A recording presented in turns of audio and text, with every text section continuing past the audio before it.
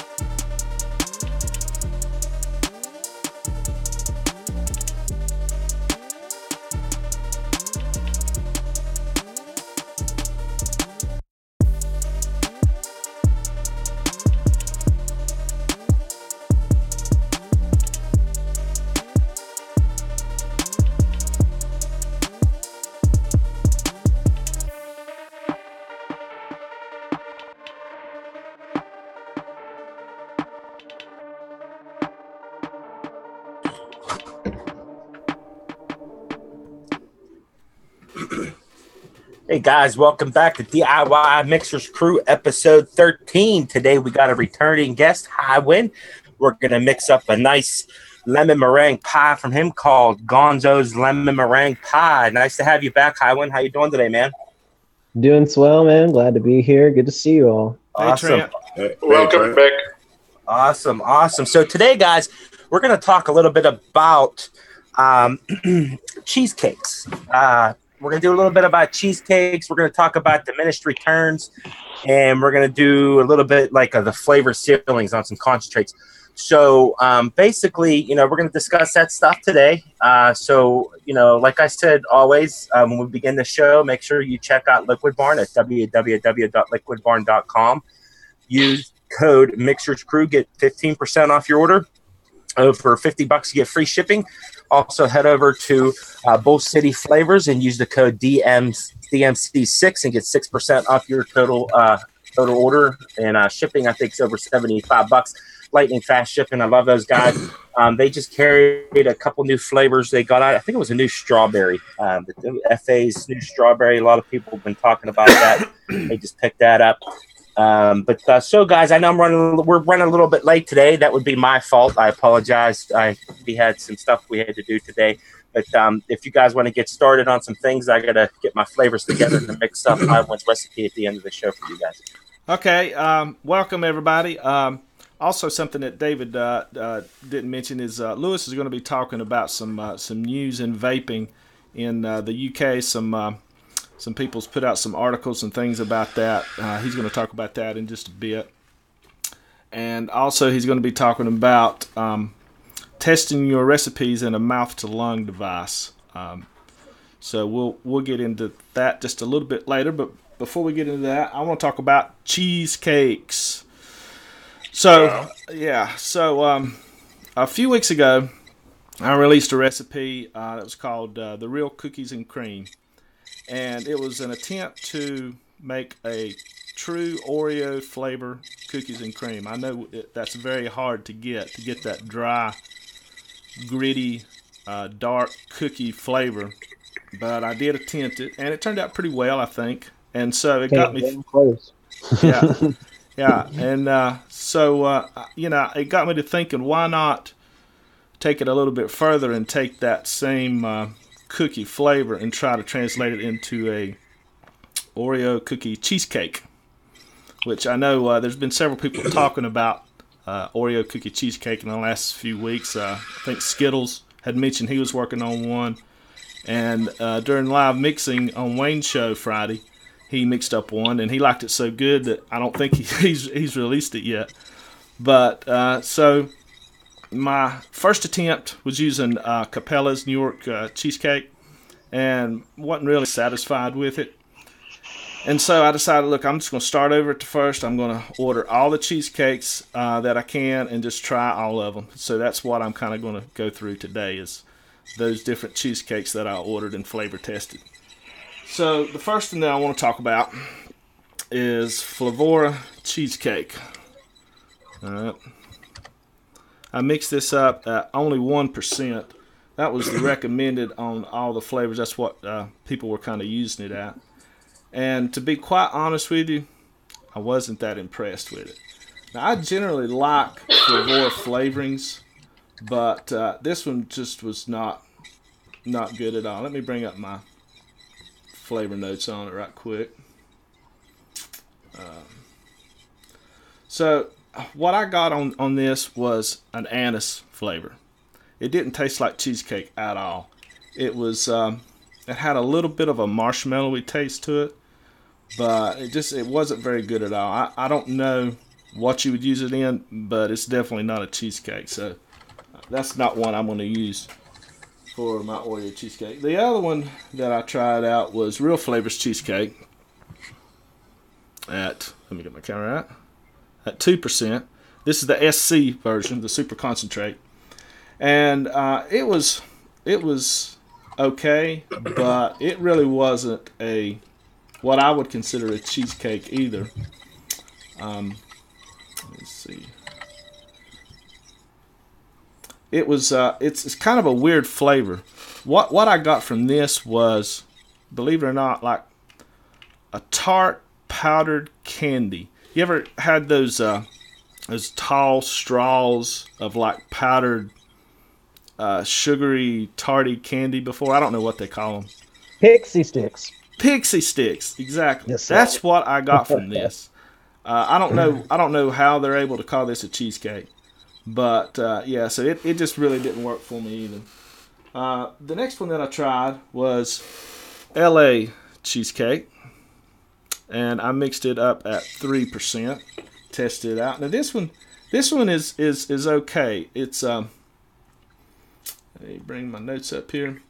It's kind of a light cheesecake flavor, and there's not much of a, some cheesecakes will have like a dirty socks kind of taste to it. This one actually has a pretty light, creamy type texture, and it reminds me of the LA cream cheese icing, only not as in your face as the cream cheese icing. So I could see this probably being used like with a cream cheese Danish or something like that, but it don't have really the body that I was looking for in cheesecakes. So on to the next one. Let's see here. This one is Flavor West. Now this one was pretty good actually. Flavor West, came out right at 3%. This was actually pretty good. This tastes to me like a home baked cheesecake, but it tastes like, you know, when you bake a cheesecake, if you bake it just a little too long, the top starts to get a little brown and it gets kind of tough, like on the very top of it. That's kind of what this tastes like. It tastes like it's a little overcooked cheesecake. And it doesn't have any kind of graham cracker or anything like that in it. It's just a straight up cheesecake. It's good, but it's dry and it's a darker kind of a cheesecake, which actually might be pretty good if you mixed it with a lighter cheesecake, maybe like a Lorraine or something like that. So that one's pretty good. And let's move on to the next one. TPA cheesecake. I know there's a lot of people that probably use this at 3%. Bring up my notes. This one had a little odd flavor to it as well. This tasted like it had a powdery cheesecake kind of flavor. It almost tasted like you took a cheesecake powder mix and vaped on it. That's what it tastes like to me. It was a little buttery, had a little bit of like a buttered popcorn flavor to it, and it was okay, but not too impressed. That's the thing about cheesecakes. I've heard a lot of people say that they're not too impressed with most of the cheesecakes that are out there, and they have to blend a lot of cheesecakes just to get the ones to get the flavor that they want. I beg to differ. I was getting my flavors for his recipe, but there's a couple cheesecakes that I really enjoy and I love. But go ahead. I don't.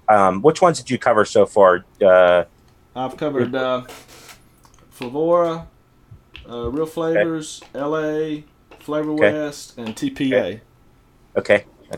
So the next one that I tested was Hanson's cheesecake, and at 4%. And actually, I like this one. I've been using some of Hanson's flavors here recently, and the ones that I've used I'm pretty impressed with them. They have a pretty authentic flavor to them.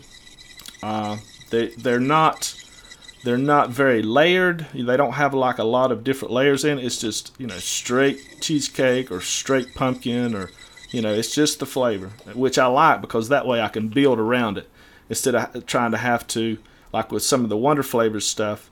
It already has layers built into it, and you have to work around those.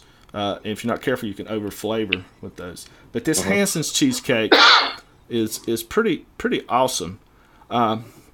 It's a little dry, but let me bring up my notes here.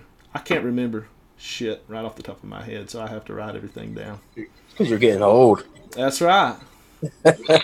So it tastes a little like the other one that I was talking about, like it was overcooked, but it really does have a really nice flavor to it, and I'm thinking that this combined with another cheesecake might really be good for that Oreo. This actually has kind of a dark texture and taste to it that I think would fit really well with the Oreo cookie. So I may go with that one. And of course, the all popular Capella New York cheesecake. That's my favorite. Yeah. It's probably the most used is the New York cheesecake. I used it at 3%. I tested it at 3%, and it's all around. It's probably the best cheesecake out there. Besides one more, but there's a caveat to that. It's just got a nice flavor. If you use it too high, if you're using it at like 6%, you're going to get something that smells like dirty socks or old stale movie popcorn or something like that. Vomit, dude. It smells like vomit. Yeah. But that's the butyric acid, or no, they don't put butyric acid in that, but it's never mind. Yeah, but it's probably the most versatile and most used, I would say. So that's probably one that I'm going to use. Now, my favorite actually, but it's probably less versatile, is the TPA cheesecake graham crust. Yeah. This I completely agree with you. This is absolutely delicious. Yes, this you could vape just by itself. Yeah. It's mostly graham cracker. That's the thing about it. There's not a lot of cheesecake in there, but the fact that it has so much of that graham cracker, I think that it almost tricks your palate into tasting that cheesecake in it, because it just mimics that graham cracker so well.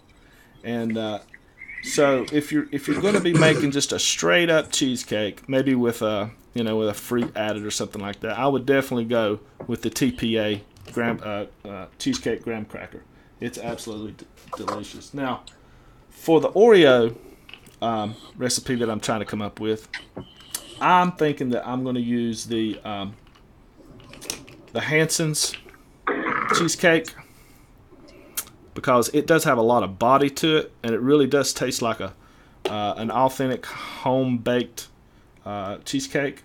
But I'm also going to add the the Capella New York cheesecake in there, just to give it a little more sweetness, a little more authenticity, a little more creaminess to it, because the Hanson is a little bit dry. So I'm going to take these two flavors, and then I'm going to combine that dark cookie that I made, and see if I can come up with a true Oreo cookie cheesecake. So that's what I've been working on the last couple weeks. Yeah. Will you add some topping to it or not? I'm sorry, what? Will you be adding some topping or some fruit? No, probably not. I think the chocolate Oreo cookie would probably be enough. I mean, it would be too complex, right? Yeah. Now, if somebody wants to throw some fruit in there, it would probably work. I've done a couple batches so far, but I'm not really satisfied with them. But I think by going through all these cheesecakes that I tried out, I think I've picked out a couple that I can combine together to really get that really nice cheesecake with a side note of that dark chocolate Oreo cookie. So we'll see. We'll see in the next couple of weeks if I can come up with it. Yeah, I really enjoy, like, my two favorites are also is Capella's New York cheesecake and TPA's cheesecake graham cracker crust. I like the Capella's because it gives it that more, like, almost like a vanilla bean ice cream. It really adds body to a cheesecake recipe. I've actually used that in my lemon cheesecake recipe. I think it brings a lot to the table. It gives it like a fullness, a good mouthfeel. It has like a nice full body, and it really brings out the vanilla, almost like a vanilla bean ice cream, but not really. And the same thing goes with the TPA graham cracker crust. Yeah. Me personally, I really don't consider that a cheesecake.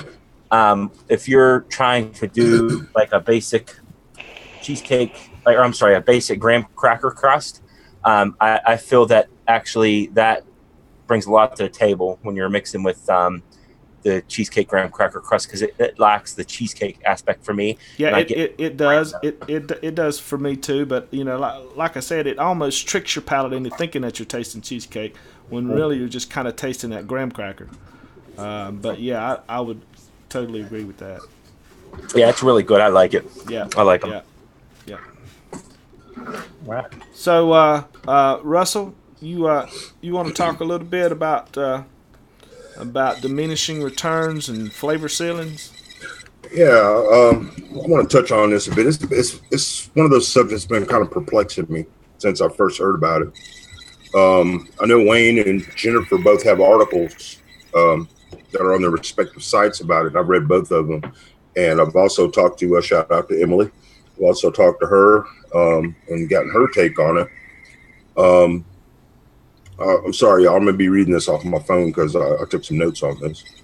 But basically what I'm getting from the whole conversation and the articles is that flavor sealing and diminished returns, the flavor sealing, in my opinion, or from what I understand, is basically the point where a flavor has reached its maximum flavor potential and is no longer adding to the mix and can spawn off or mute flavors. And that's, like I said again, that's the flavor sealing. Now, diminished return, on the other hand, is a little bit more complex. However, they both kind of run hand in hand because you can get one from the other, if that makes sense. So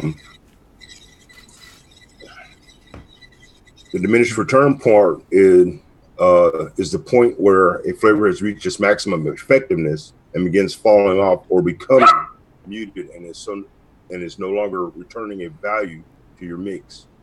However, you can go higher, but why would you want to do that? Because going any higher than that is still not going to add anything to it. So that's what they're talking about when you get that diminishing effect.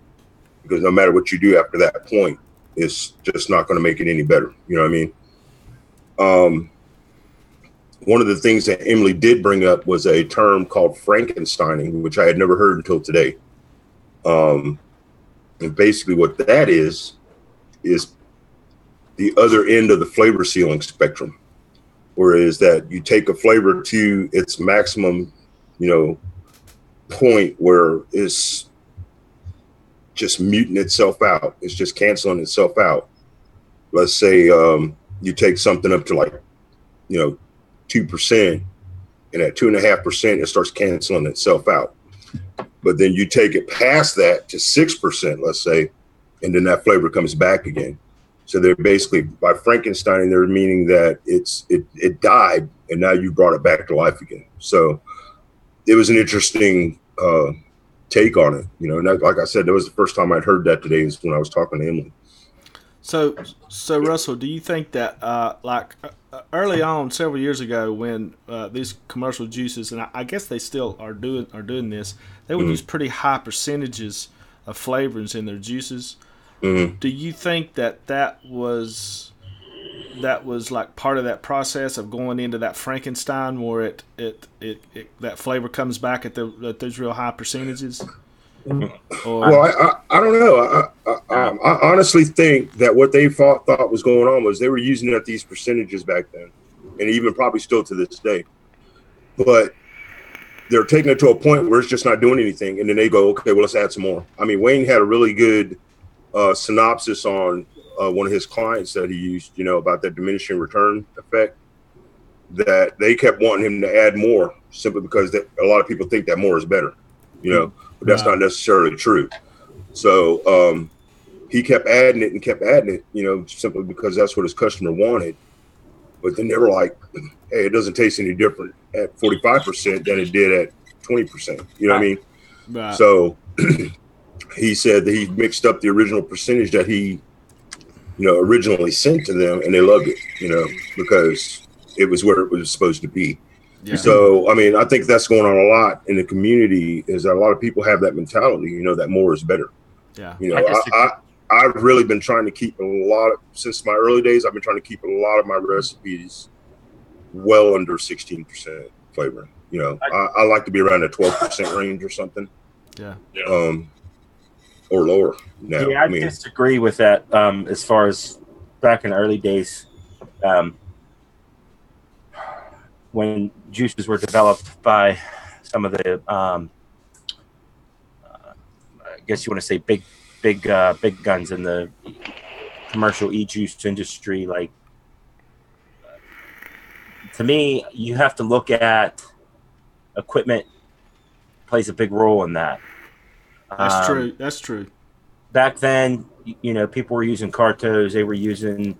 They weren't sub-oven. They weren't, you know what I mean? The stuff that they had back then, the percentages and stuff that we're using now today, that's because a lot of people are sub-oving. They're using certain coils.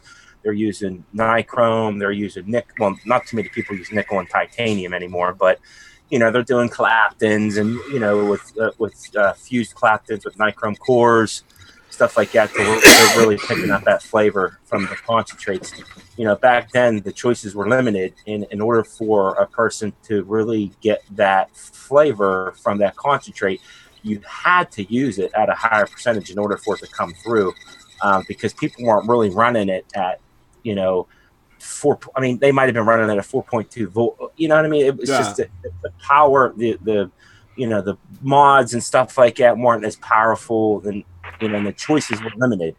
So in order for the company to really get a good representation, and that's the thing, like take mother's milk, for instance. I mean, I'm not saying it's not a good juice. I mean, now I think it's shit, but the point that I'm trying to make is that was one of the go-to juices, like back in the day when people started vaping. They killed the shit out of it with, you know, the strawberry, this, that, and the other, in order for that flavor to come through. You know, so people get that they think of that strawberry and they're like, oh, okay, strawberry milk. But the strawberry was so dominant in it that it was just the equipment that they were using. With so many choices and stuff that we have today, the majority of people, I think, that DIY sub-ohm, I really don't know or haven't came across any vapors recently, I would say in the past year and a half, that say, oh yeah, I vape a 1.5 ohm coil. Like, no, I mean, even some of the tanks out there, the pre-med coils, they're in the sub-ohm category. So, you know, you're going to get that more power. So you'll be able, and it goes back to what we were talking about last week, about different volts and watts. You taste different, you pick out different layers of the juice. Like you get more creams at lower volts, and then in higher volts, you know, the fruits kind of come out more. So yeah, I could see that. But as far as getting the Frankenstein, I really haven't did any research on that. Me personally, I use concentrates to reach certain goals in a recipe. Like take Flavor West banana. I know it's not the best banana out there, but we'll take that for instance, because I've worked with that one quite a bit. At very low percentages, I get like the outer peel, not too much a creaminess to it, like the more bitter outer peel in Flavor West banana. It like maybe 0.5% to 1%. That's what I get. Now, when you boost it up to maybe 2%, 3%, I get more of that inner milky, like creamy type body to it. Yeah. Like, you know what I mean? Yeah. And then once you hit that threshold past, say 6% or 6.5%, maybe even high as 7%, it starts to take on a candy type runt type flavor, super sweet runt type flavor to it. So I really haven't done any experiments like the Frankenstein thing, but I think it just depends on what you're trying to develop and where you want that flavor to sit in your recipe. Like if you're doing like maybe a fruit bowl or a fresh whatever, or if you're doing a pie, or if you're doing a candy, you know, you can utilize that flavor at those different percentages to reach your goal. You know, as far as muting, it depends. Like if you have, like I know Flavor West uses a lot of sweeteners in their concentrates. Yeah, that will mute flavors once you hit a certain threshold. But like I said, I haven't really done too much research in that area. So could I interrupt for? Yeah, go ahead, Trent. So muting, like I'm familiar with flavor ceilings, and kind of since I read about them, you know, less is more, right? Like if I'm making a recipe and I'm not sure how much of this aspect I'll need, I'll just start off with a 0.5 and then steep it out. If it's too strong, pull some out, another 0.5, whatever. But like intentional muting, do you guys have any examples where you would? Like that's one thing I'm curious about. Like, well, wouldn't that be considered the bending, flavor bending? Right. Like, so that's what I mean. That's something I'm totally unfamiliar with. If you guys could help me. No. I actually have not really tried to force a muting. I'm not that deep, I guess, down the rabbit hole. Same, right? Like I don't even understand why. Yeah, it sounds great. I just can't fathom when. Yeah. I mean, if you were to want to use a certain flavoring that just tastes like shit at 2%, but you still wanted to use it for some reason or another, maybe you could, you know, force mute that to do something different. That's really the only thing that I could come up with. Let's use this as an example. A few weeks ago, we mixed up ID10T's Pickle Rick. Mm-hmm. Now, his pickle concentrate from one-on-one flavors has a strong onion flavor, he said. Now, the other concentrates that he used in there, like the WS23 at such a high percentage, and the other concentrates he utilized those flavors in order to force mute that onion flavor that he was getting from that pickle. He had to use it that high, even though you might not use that at a certain percentage in like a regular recipe, but he had to use it at that percentage in order to get rid of that onion flavor, in order to bring more of that pickle, that vinegar and that saltiness out of that pickle. Now, that's a good example of force muting. You can also force mute, like that's another thing with EM. That's a good, I mean, you mute, you know, the sweeteners and stuff like that, you know, the EM and cotton candy and stuff like that. Like, you know, you can force mute, like it kind of takes the edge off. Like, so if you have like a fruit or something like that, that's like there's like some kind of sharp edge that you can't get rid of, you know, you can use that to force mute it, you know, and you can incorporate other fruits or something like that in order to take that edge off and force mute that. So, I mean, like you may think that you might not using that full cart right now in mixing, but I can guarantee you that you do, but you just don't know that you're doing it. Like, right. You know what I mean? Well, they're talking in the chat here, and I can see how force muting would work. Is ID10T was saying that, like, if your top notes are too sharp, that you want to bring those down, Yes. you know, bump up that percentage, and that'll actually bring that sharpness down. So yeah, I can see how somebody would use it. I just haven't gone that far down the rabbit hole yet. Yeah, because because it was just something that, you know, Emily said that to me today, and you know, I started really thinking about it, you know, and how this stuff really works together. You know, even down to the hardware, you know, and the flavors we use, and the wicking, the different, you know, cotton bacon, everything that's out there changes these flavors, you know, if not a lot, subtly, you know. So it's really important, you know, to have these different devices and stuff like that laying around, you know, to get the full effect of whatever's being mixed at the time. Yeah. So, and that's something we've been talking about too, about having the different atomizers and stuff like that. That's the thing with me. Like when I develop a recipe, and I know it might be kind of biased, but when I develop a recipe, I kind of develop it for myself in my vaping style. So, I mean, it might be not good to somebody else, but from the way I do my coil builds to my wicking and to my RDA and to the device that I use, like my mod that I use, it's tailored to me, to my needs. You know what I mean? So somebody that might, because I know that early on, like 3 years ago, I made a banana cream pie. It's excellent on an RDA, but if you was to try it in a tank, you can't taste nothing. It tastes like shit. Right. But in the RDA, you get the flavor from it. You know what I mean? Moving on. I think Lewis was wanting to talk about some news in vaping today. Yeah, and I would like to introduce some controversy about what we've been talking. Yeah, because I have a slight different opinion. Go right ahead. But we'll get to that. Well, the topic I am going to talk about came to me when I watched. I didn't know if any of you guys have watched the interview that Daniel made to Phil Busardo and Dimitris in the vape show in Paris.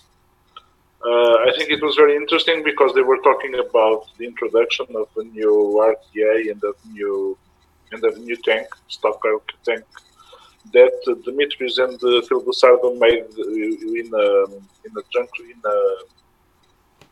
the collaboration with Inokin. Of course, from Phil Busardo and Dimitris, they are mouth-to-lung tanks. And they were talking about how important it is for us as vapers to bring smokers to vaping, so they can stop and they can quit smoking. They told how important job it is for us as vapers to do that. So this week, whirling around the internet, I watched some interesting news. For instance, in England, that thing is very developed because, as you might know, the national health system in England, in the UK, now they advise smokers to use e-cigarettes as an aid to quit smoking. The site that probably Steve is showing to you, Yes, is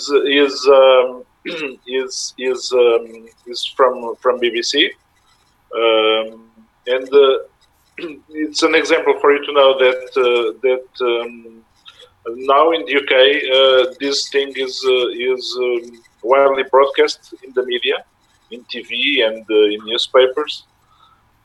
So more and more the vaping is considered an alternative to smoking and a good way to quit smoking. Also, in the United States, there was a recent study that was widely broadcast. I think in the TV there in the United States and in newspapers. It was a study made by some American universities, especially the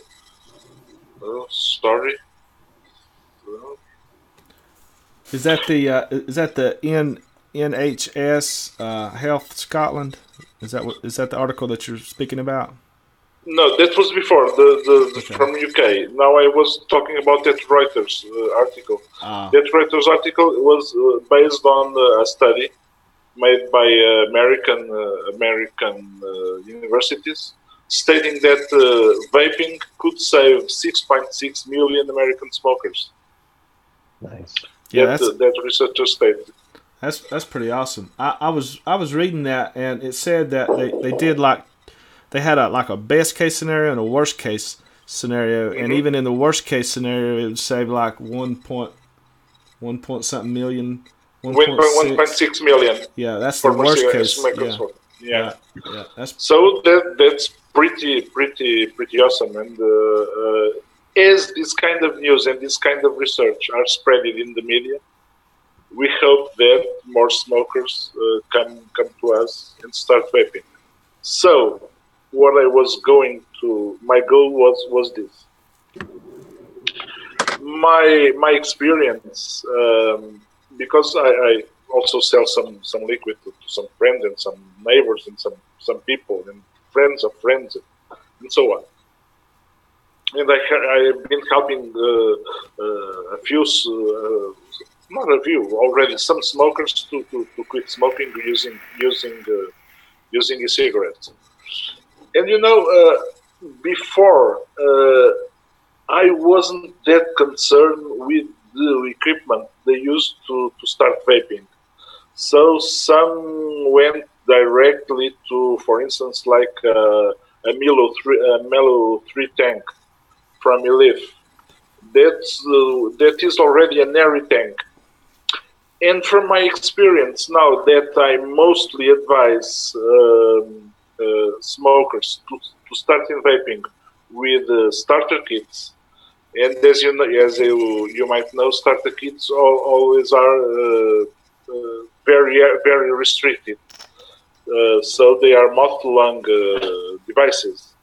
And I can tell you that my success rate helping smokers to quit smoking is much higher now when they use such devices with very little air. Mm-hmm. I agree with you on that.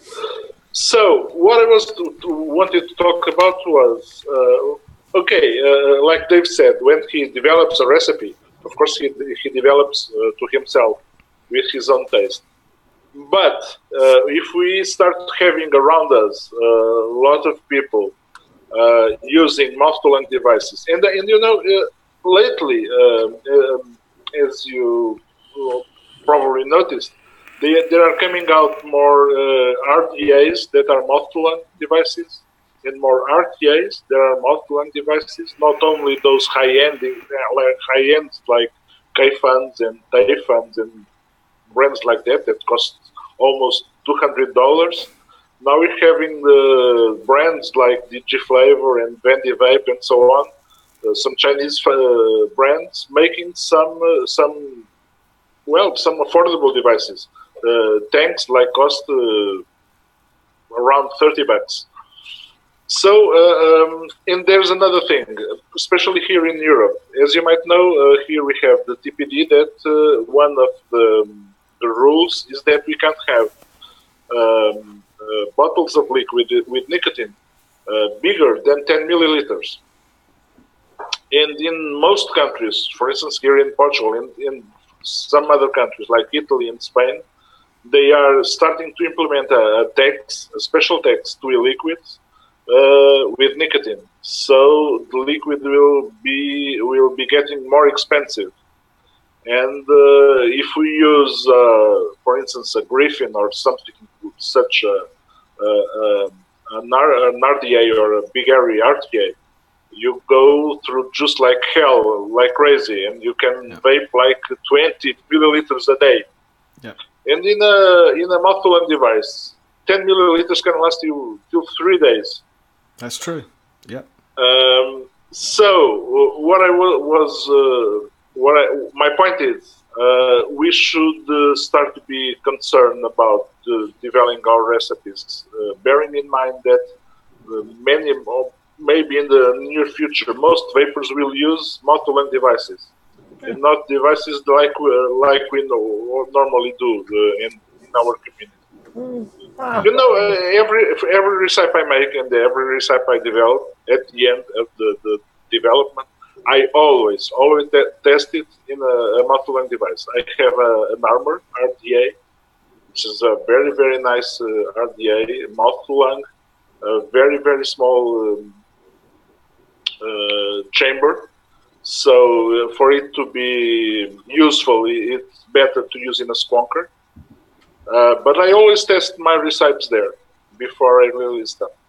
And you know, the taste is different. The taste is different in such a tank or RDA than in a direct lung RDA or RTA.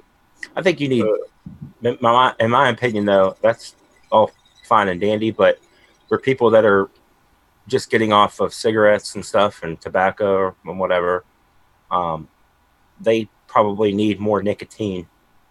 Yeah, sure they do. They do. You know, so instead of us using like a 3 milligram on an RDA with medium airflow or whatever to get that nicotine fulfillment, because your body's only going to use the nicotine that it needs. But as far as a mouth to lung, yeah, for people that are just going to quit smoking, I would probably see them at like a 12 milligram or even higher, maybe an 18 milligram nicotine if they just got off of cigarettes or tobacco, because I think that they'll shy away from it, that they're not getting that satisfaction that they need from a 3 milligram nicotine, you know. I think I agree with that. When I first started, I totally needed a buzz. It was like the reward for vaping. Yep. Yeah.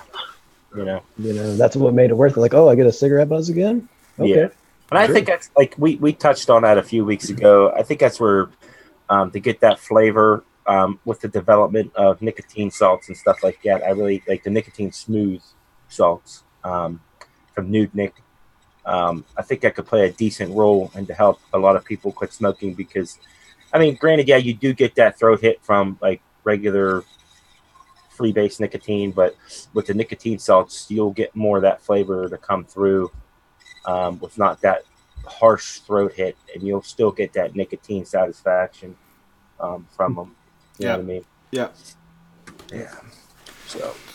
So, but my point is, number one, help smokers quit smoking through vaping. Number two, start thinking your recipes to mouth-to-lung devices. Those were my 2 points. Yeah. All right, Yeah, that's so cool. yeah, so sorry I'm not on my game today, guys. I was literally out and about all day, and It's all right, Dave. We one forgive you. thing after another, brother. You know what I mean? So I hardly had time to prepare for today's show. But most of you guys that watch the show, you know, all this is unscripted, and we kind of just flow with it. I think that's what makes our show interesting. So it's pretty much just chatting about different things here and there. But make sure if you guys have any questions out in the chat, you put at DIY Mixers Crew. That way we know that you're asking us a question. We'll try to answer it to the best of our ability. And we have some heavy hitters in there today. D10T's in the house. M Nikon's in the house. Shout out to Shindo's in the Shindo. house. Yep. Yeah, man, they're all in there. So, any of you new guys out there just started mixing, some of those people in the chat today, man, they are some phenomenal mixers. I think they're some of the best in the United States, if not the world. So if you guys have any questions, if we can't answer them, I'm sure those three can in the chat. And I really appreciate them supporting us. Make sure you check their show, Noted.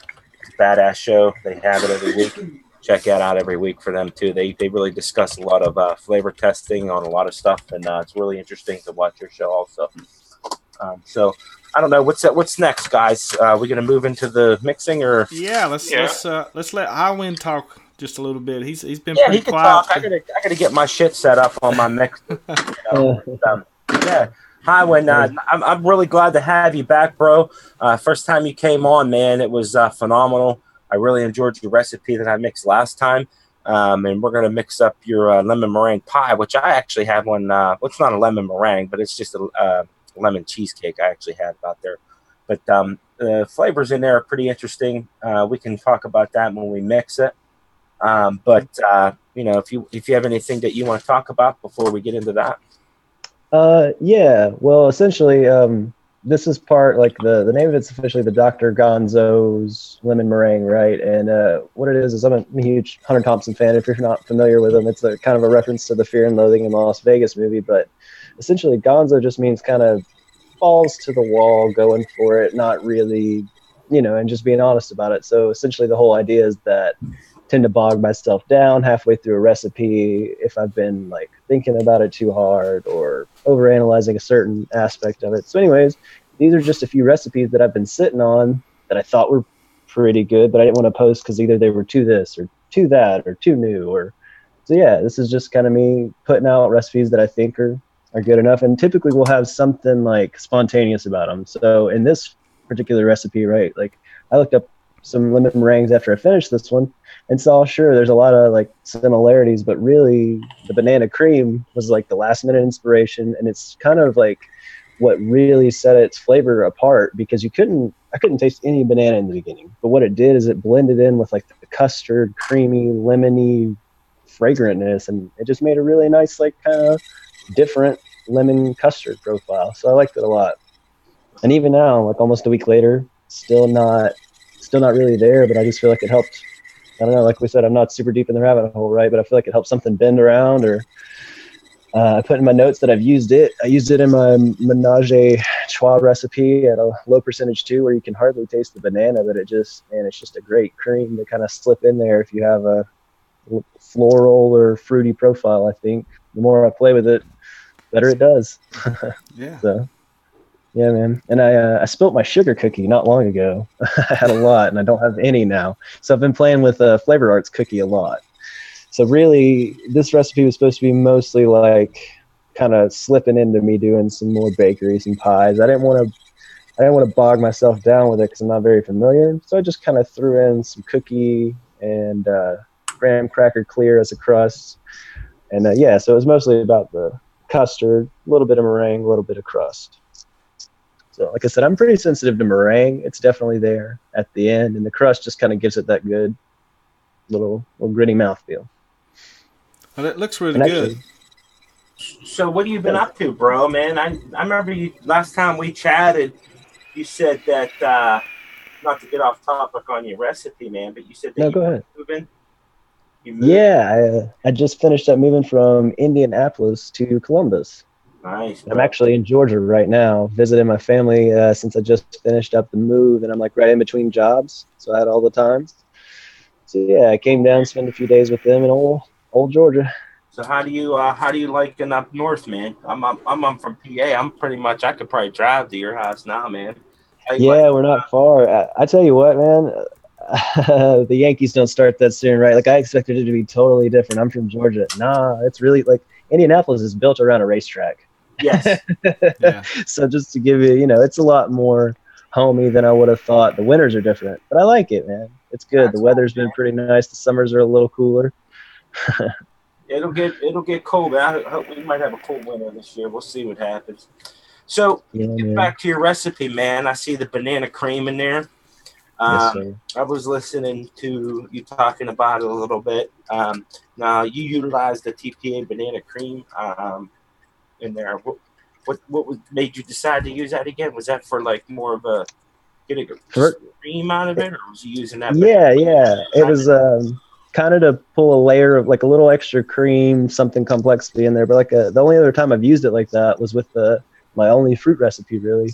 And it just worked so well and kind of lent itself. I don't know, as I was doing it, that creaminess, that kind of banana pudding flavor is what I was thinking of. And then I thought like lemon custard, lemon pudding. I just sort of, that was the gonzo part. That was the last minute. I'm going to do that. I actually have a strawberry milkshake that I did the same thing with. I have a third strawberry flavor that last minute I just threw in 0.75 and it totally different flavor than I expected and just kind of gave the whole flavor a different vibe. So yeah, I've been trying to enjoy those moments. Yeah, Nice. like Cool. Cool. The use of two different custards in there. You want to talk about that a little bit, or? Yeah, I think that's actually in my notes a little bit. So essentially, just trying to find my way further down the rabbit hole, right? I like to do that if I feel like a certain aspect of the flavor I'm building might be a little one-dimensional. So like I just got Flavor Art Custard with my last flavor order, and I've used it a few times, but not too much on its own as the main component. That's the other thing with this whole gonzo thing. It's some stuff I haven't tried a lot of, and I'm just going for it. Like, yeah, that sounds good. Sure, why not? What are your thoughts on FA custard?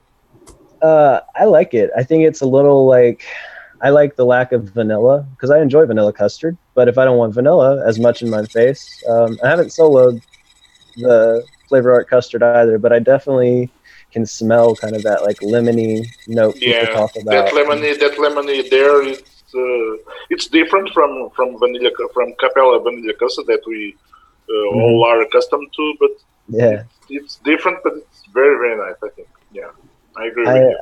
I agree. I've liked it so far, and I'm excited to see what it does in like 2 weeks when it's done. The only other recipe I've had is a friend off of all the flavors custard recipe with it, and I liked it. And I did throw in just a little bit of vanilla custard, just like I said, make it a little more complex and almost to safety net it. So maybe now that I'm thinking more about our conversation about muting, maybe I do understand bending a little bit more. Like I didn't want anything to get too out of hand, so I kind of gave it a little something to lean on. So yeah, I like it. So that lemon Sicily, FA lemon Sicily, that's one of my favorite lemons. I know it does have a little bit of fade. I heard you guys, I know I chimed in late today, but I didn't get a chance to talk to you guys before we went live. And I heard you and Lewis talking about it a little bit, about the high percentage of lemon Sicily at 4%, which I'm fine with because lemon Sicily does fade after a week or so, and it kind of like gets lost in the mix. And the dominant lemon doesn't really come out, so I'm assuming that's the reason why that you use that lemon Sicily that high. Yeah, and again, back to what we were talking about earlier. Maybe I Frankensteined it. Maybe I muted it and brought it back. I don't know. I don't think you muted it. Sorry, I gotta fill up some VG. I'm running low on VG here. I don't think you muted it. I think that you used it right because if you're gonna vape this, you're gonna let it steep, and if you're gonna vape it after a week or so, if you want that lemon to kind of still be in the mix and kind of be on the front notes, star of the show, you really have to mix it that high in order for it to stick around. As far as like an authentic lemon, I mean, there's some lemons out there like lemon mix and other types of lemons I think that have like a more of like a lemon juice type of flavor. But As far as for like cakes and pies and whatever, I really like FA lemon Sicily. I think it really brings a lot to the table in the mix. And you know, I mean, if it's going to be a shake and bake, of course the lemon's going to be in your face, you know, with the lemon being that high. Yeah. But if you give it at least, I would say at least 3 days, it'll kind of like, nice. you know, the lemon will settle down. It'll After settle. the steep, yeah. It'll settle, you know, and after a week, you know, it'll still be there. But I think after a month is when like the lemon's gonna be kind of like, it'll still be there. I can still taste it after a month steep on certain recipes, but you know, once you get past like 2 months, I think it kind of gets lost, especially if you're using heavy custards and stuff like that. Yeah, FE lemon. I see that in the chat also. That's another one that I've heard about. That's one of the lemons that I've heard. I have it. I haven't used it. I bought it because a lot of people were talking about the Flavor Express lemon. I was actually going to use that in my my lemon cheesecake that I made, and just for me, like I wish that Flavor Arts Lemon Sicily was like held up in a steeping, because like for lemon, that is like my all-time favorite lemon flavor. Like it is. But every other lemon that I've tasted and I compared it to, whether it be Capella's or I think I had Flavora, I had a couple INW. They were just too like, I mean, they were lemon. They just tasted like lemon juice to me, and it was like something that you add to a mix and you feel that like this is missing something. Like, you know what I mean? And I think sorry to interrupt you, Dave. I think lemon Sicily is a whole lemon. That's the big difference from lemon Sicily to all other lemons that I know of. I don't know all. I don't have access to FE lemon, but lemon Sicily is a whole lemon. That's the big plus of lemon Sicily, I think. Interesting. Makes sense though. Cause... I'm sorry. Go ahead, yeah. Trent. No, you got to poke. You hadn't said anything in a minute. No, that's fine. I was just going to say I've used FE lemon quite a bit. It seems to be right for a lot of bakeries and things like that. It doesn't fade. It's just got a really most of the lemons that I've tried out has a certain kind of a bitter lemon zest to it that I don't particularly care for. I haven't tried a lot of lemons though, but the FE lemon seems to just be a nice lemon without that bitter skin or the what is it? The zest. Yeah, it's more like a juice.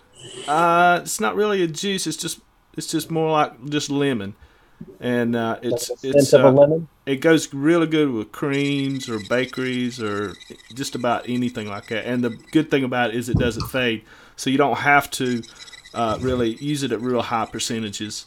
You can use it less than 0.5%, or you can use it at 0.5% up to 1%, and that's about all that you need. Yeah. Sounds like I need to throw in a 0.5%. But that's the one that I'm just the most familiar with, and that I like the best too. Now that's something that with all of my mixes, it's based on familiarity and choice. I have a much less like I haven't got to the point where I can buy sections out of a line yet. Before it's all been just kind of based on other people's mixes. Exactly. Now that I have ideas of what I'm doing, it is a little more methodical. Okay, I'm going to get these 7 tobaccos, find what each one does. Now I'm gonna. So yeah, I haven't played with a million lemons. I just happen to have lemon Sicily, and here we are. Yeah. Oh, it's a good flavor. It is. But yeah, you can't go wrong with it with lemon Sicily. No. Yeah.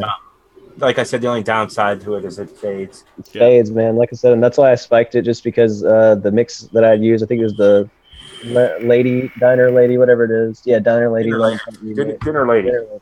That's by Darren Cole. He's another awesome mixer. I think he's from the UK, I believe. Yeah. He's pretty badass. He mixes up some good stuff. Yeah, he does. Yeah. Somebody said no. I don't know what that was. F.A. Pondoro. I don't know what the hell they're talking about in the chat. F.A. Lemon was key. F.A. Pondoro. No, I didn't get a chance to read up. But anyway, I'm vaping this. It's on top of my custard, so I'm trying to burn it out here. Mm-hmm. But that was the hope with the 4%, and again with the whole Gonzo thing. And even in the notes I put, this isn't steeped out yet. I'm going to update it in a week or two, but I think it has a really pleasant, sweet creaminess. It's been enjoyable. The moment of truth. Bum, bum, bum. Fun. No, it's good. I'm just so used to my lemon cheesecake when I make it, and I'm tasting a different lemon recipe, and it's different. No, it's good. I taste the lemon, and honestly, the lemon's not that strong. Right, it's not killing you, is it? It's like just a part of the mix. That was the one thing that because I did hit it with like 3.5, and before I tasted it, I just bumped it to 4, and yeah, it wasn't lemoning me out, man.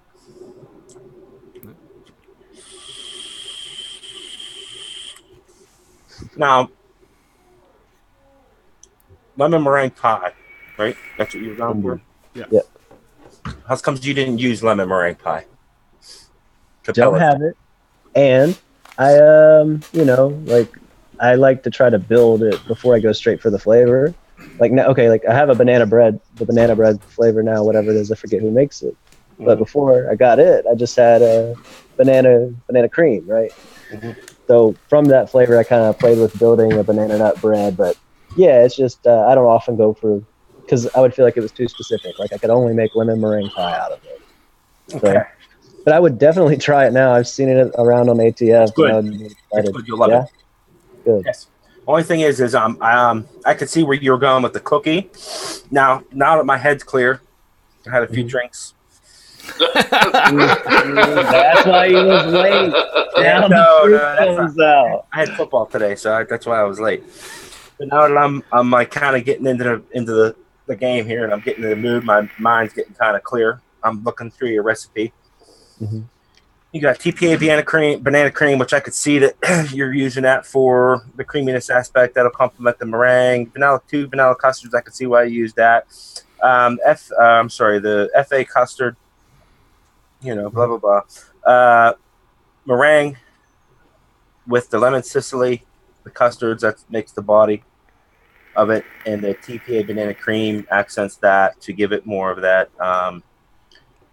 sweetness, creaminess to it, to the filling of the pie. FA cookie, TPA graham cracker, I'm assuming is your crust.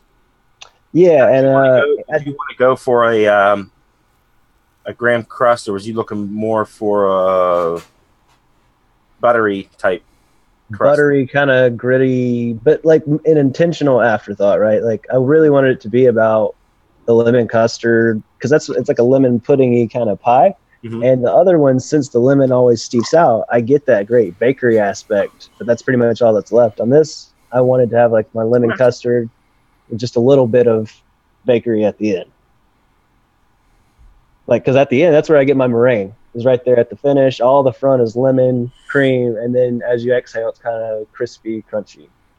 For some reason, I'm getting a nutty flavor. I don't know if it's because of my custard that was still on there. But did you ever try to use INW and ID10T? Will probably tell me to go fuck off, but INW biscuit was the best biscuit. No, I never. I actually think I might. I do have a biscuit. Well, that's the thing. Like, if you're looking for more of like a buttery type crust, like a traditional, like thick buttery type crust, INW biscuit and FA cookie is like the best combination in my opinion. When you mix those two together, you get that like baked, like buttery, like base, and then that cookie just adds like to the texture and the body of the crust. Those two, but I mean, you reached it with the graham cracker clear and the FA cookie. No, that sounds great. I actually, I thought a biscuit was one of the ones I grabbed, but I didn't want a shortbread cookie, which is actually something I'm kind of doing with cookie and biscuit, is trying to get like those big, awesome biscuit cookie things going. So that was my fear, but I'll try it, man. I like this. No. So just looking at this recipe, I'm assuming that the way you wanted to develop this recipe, you were looking more for the filling, the Correct. body of that lemon meringue creaminess of it, and the crust to be kind of like a lower note in it. Yeah, absolutely. There, not just a lemon custard, but there, Yes. And the meringue, like I'm sensitive to meringue. At 1%, that's the highest I'll ever use it. Like, yeah, it's just a throat hit for me. It kind of gets me. So right there, they're those baked little puffy pastry goods. Them hitting me so harsh though, like I know they're there. So it's kind of an intentional throat hit that makes me feel the pie aspect, not just the cream. Okay, I see what you mean. What I mean? Yeah, but if I was to rate this on a scale of 1 to 5, now that you were saying that you weren't really focusing, you were focusing on the body and not the crust, I'd give it about a 4.5. Wow, not bad for the. I mean, because awesome. Because the filling's there. I mean, I get the creams, I get the lemon, and the custard, and I know that the custards are going to have to steep for at least a few days. Sure. But granted, it's only at 1%, and you got the FA custard of 2%. I would rather see you reverse it, because me personally, I like Capella's custard over Flavor Arts custard. But that's your recipe. But as far as the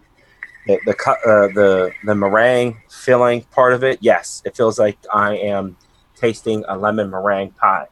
It does lack the crust a little bit for me, but like I said, if you were going for that specific crust, and if you were going for that on the bottom end and not so much as a dominant profile or body of the juice, I could see that.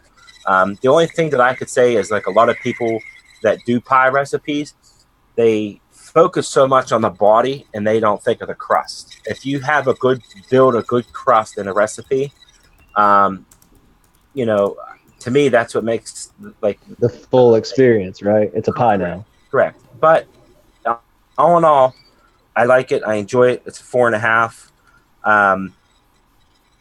And like I said, a couple days steep. I'm just afraid. It's weird because with the lemon being at 4%, it's really not that strong.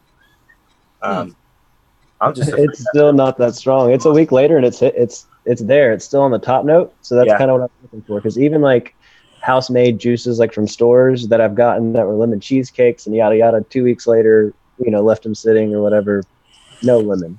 So I take it they were using lemon Sicily, But so yeah, I hope it lasts. Yeah, dude, it's weird because I'm getting a nutty flavor from it. I don't know why. Do you think that you might be getting that from the the FA cookie, because it has a little bit of acetylprizine in it? I can't even pronounce that right. I'm usually using it at 0.5% though. Yeah, that's true. You know what I mean? So, I don't know where I'm getting that nutty flavor from. Like I said, it could be from my custard, but I doubt that. I'm trying to look for it myself. Well, my custard is pretty dry. The meringue and the crust, maybe. Like that's where you're looking for it at, right? Like around there where it gets dry. It almost tastes like an almond. Yeah. Yeah. Weird. Well, you don't think it's that marzipan? You don't think it's that marzipan in your custard, is it? No. Marzipan. Like, speaking of that, not to get off subject, did you try that marzipan in your one recipe that we were talking about? No, peppermint patty or whatever. Not yet. No. Yeah. I think that'll bring a lot to the table. No, yeah. I don't taste marzipan at all. Marzipan to me is an after dinner mint, sweet vanilla goodness. I can probably bathe in that shit. IW marzipan is awesome. Like, if I can try to incorporate it in every one of my recipes, I probably would. I love it. Shindo said it's 90% AP. FA cookie. 90% AP. That might be where I'm getting that. Yeah. But it's not Shindo, it's not, and Dave, it's not really like an AP, because I know AP, like, depending on where I use it, like, even if I use it at 0.5%, or sometimes I'll even go as high as a 0.75%, which I know is kind of on the high end. And I know that AP doesn't steep out in the recipe. It kind of like just stays throughout. I do get it. Like for me, AP, I don't really get the corn chip. I mean, granted, you probably can get it at like maybe a 1 or maybe 1.25 or 1.5, but I get more of a I get like a bakery, nutty, toasted, almost like I would say borderline like cereal type flavor from acetyl Zinc. But Yeah. I mean, that could be what I'm getting from it. And like I said, being on top of my other juice, that might be what it is. But dude, it's an awesome juice. I love it. I'll vape it. It's really good. Me personally, the only thing that I could say that would be wrong with the recipe, I like vanilla. A lot of people don't like vanilla. I would probably throw some more vanilla at it. But with the custards in there, with the weak steep, you'll probably get more of a deeper thickness, and the vanilla and that and the custard will probably come out, in a week or so. So, but like I said, the only thing that I'm worried about is after a 2 week or maybe a week steep, that lemon might decide to go away. You know what I mean? Yeah, well, I'm only a week ahead of you in the steep, man. So you'll have to let me know what you think. We'll stay with it, and that's really what's fun about these. Like I said, is I'm kind of just throwing them up there. I definitely am into I want to try the cookie and biscuit. What do you normally mix them at? Me personally, when I do a pie crust, like I kind of like balance them. It depends on how strong you want the butternut, and kind of like the burnt. I wouldn't say burnt, but like the crispy, crusty part of the pie. Sometimes I'll go 1-to-1. Sometimes I'll go 0.75 to 0.75. Sometimes I'll go 1% to 1% cookie to 0.75% biscuit. It just depends on. You just play with it. Yeah, where you want your crust at. Those two combined, I think, really make a good buttery crust. Flavor Our Cookie does a really good job to add the texture, and then the biscuit brings that buttery, flaky type part to like a traditional pie crust. You know what I mean? Makes sense. Yeah, that's what I kind of use, which is Shindo says, I had no idea you hated FA. Who hates FA Cookie? Somebody in the chat says they hate FA Cookie. IDTNT, I don't think likes it. Yeah. Well, that's another thing. He says that what is it? Jungle Flavors biscuit is Iron and Enuara's biscuits. It's a killer. It kills INW biscuit. But yeah. I flavor tested both of them. I've tried to use Jungle Flavors biscuit. It's good, but I don't know, man. For me, INW like brings it to the table for me, at least. But it's a shit cookie, though. All right, guys.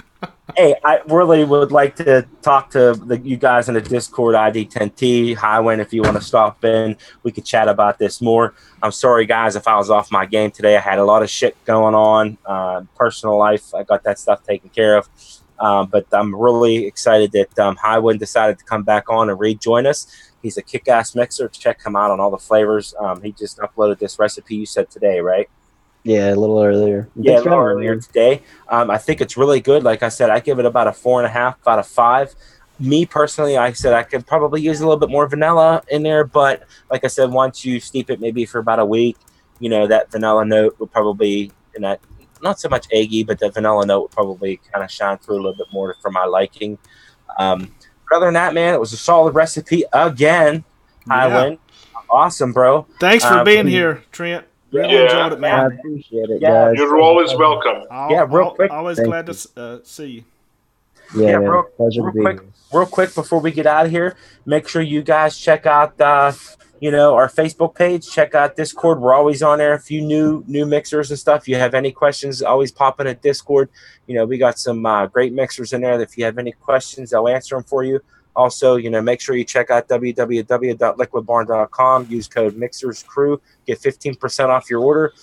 Get free shipping over $50. Also, DMC6 for Bull City flavors. Use that. I think $75. You get free shipping off of that. That's all we got for you today, guys. If you have any more questions in the chat, feel free to ask or check us in the Discord. Make sure you subscribe to our channel. We got some good stuff coming. We're going to be throwing out some, live Facebook videos for you guys. Oh, and that's another thing. Magnetic Mixer. In about another week, I'm going to get a full review. I finally got Facebook Live worked out. I'm going to throw that up on Facebook Live for you guys. But that's all I got for you guys today. I'll see you guys next week. All right. See y'all later. See you next week. Bye-bye. Bye-bye.